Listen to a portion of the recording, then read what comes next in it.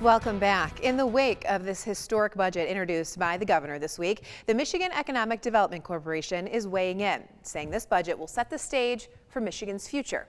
Take a listen. The magnitude of the budget matches the magnitude of the moment. I mean, this is a historic moment. We're coming through a pandemic. We're now entering an endemic, which will require us to have very specific measures.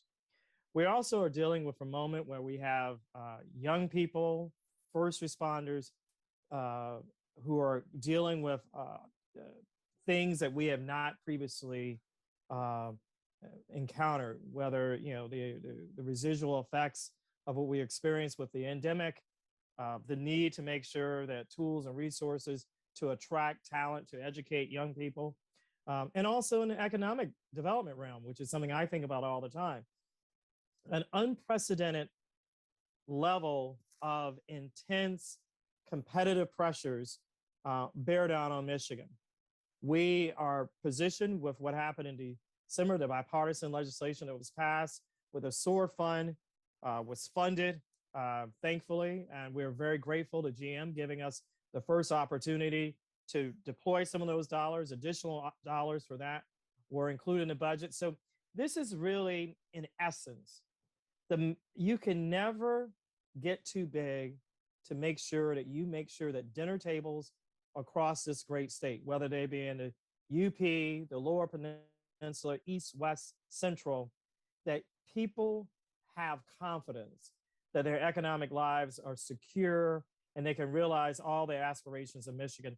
And that's what the governor's budget aspires to do. So anytime that you improve public education, you're making a down payment on economic development, making sure that the future entrepreneurs, employers, employees have what it takes to be here. You saw a record investment in higher ed.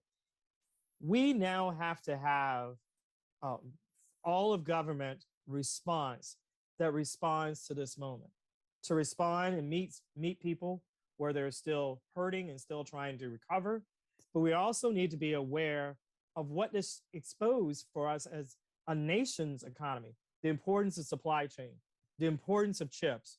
We now need to make sure that we can compete as more and more chip manufacturers are thinking about manufacturing in the US. We want to make sure that Michigan is prepared to do that.